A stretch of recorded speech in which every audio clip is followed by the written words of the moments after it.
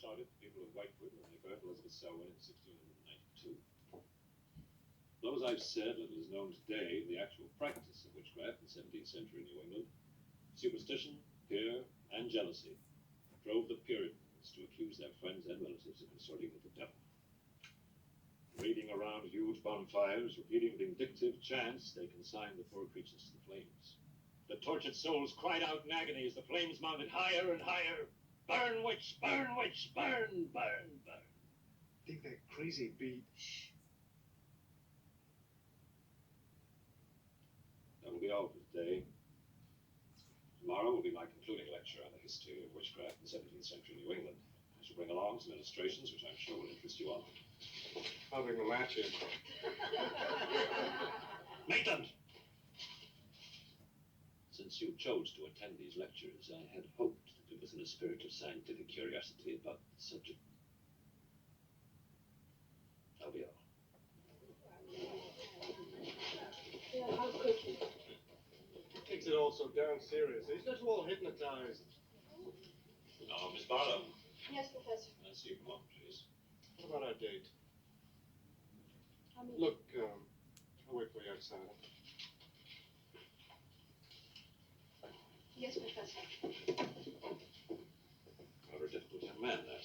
I fear that you are more of an attraction to him than my poor efforts. However, in reading through your papers, Miss Barlow, they show a very sound appreciation of the subject. I want to go to New England to do my senior paper. They're really quite good, you know. I'm not quite satisfied. I feel I need some first-hand research. I want to get the atmosphere. Find out how widespread witchcraft really was, what the witches were really like. That might take a little time, you know. Well, I have the time.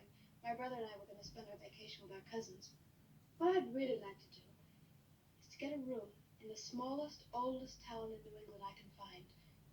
Check through all the town hall records, recheck the libraries, talk to the Puritan descendants, make a really thorough investigation. Your brother is professor of science, Miss Barlow. I hardly think he'd be very interested in the history of witchcraft. Then I'd go alone. You don't think he'd object to that? You leave Richard to me. He's picking me up here for lunch. Hello, Bill. Professor Barlow. Nan here? Yeah, she's in there with him. Well, I don't like her getting mixed up in this witchcraft business. Yes. Only part of her history course. Professor Barlow. Before you go in there, could I have a word with you? Sure. Well, it's about Nan and me.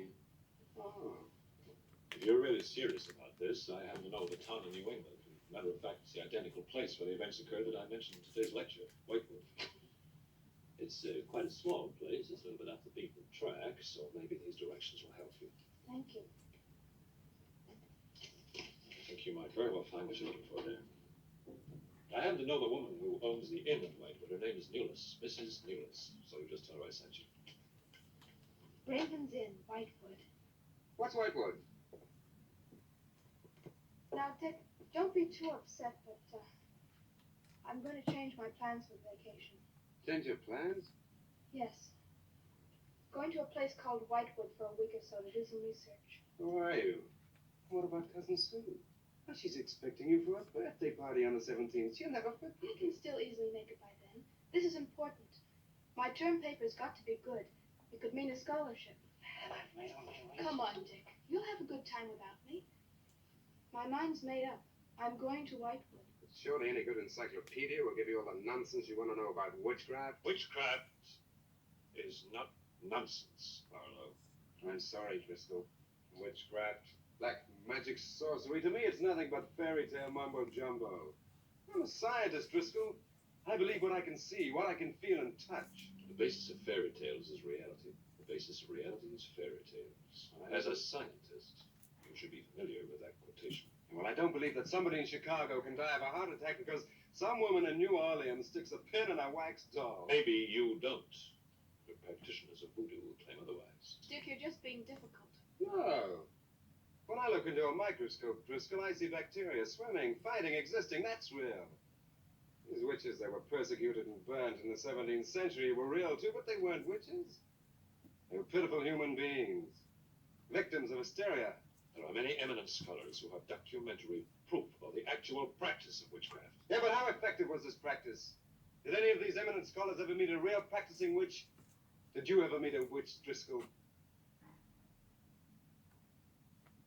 Perhaps. Oh, come on, you're an historian. No witch ever survived the burning at the stake for all that pact with the devil.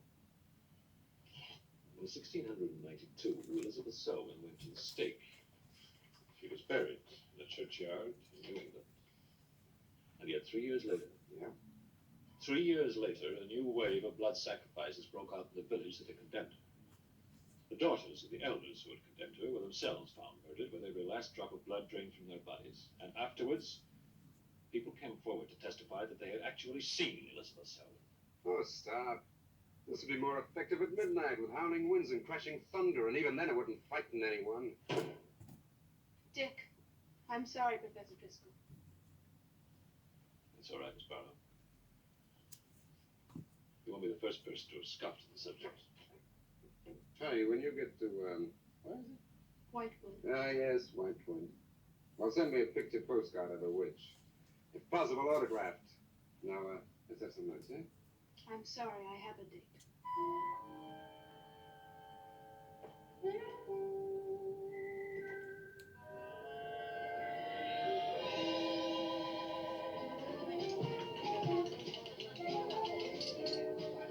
Ma'am, darling, I still don't see why you have to go out to this Whitewood place. Now, I thought we were going to have some time together during this vacation. You know I want to be with you. It's just this is a... Look, what the heck can you find that hasn't been found before? I don't know. It's just that maybe, hidden in some attic or buried in some old antique shop, there's something that might give a whole new outlook to this. Or what new outlook can there be? You're a science student. How do you know how important research is? But this isn't about anything real. This is just superstitious people burning silly old women. But suppose the women weren't silly. Suppose they really had a pact with the devil. A pact that could have supernatural power. Oh, come on. What kind of power? I don't know.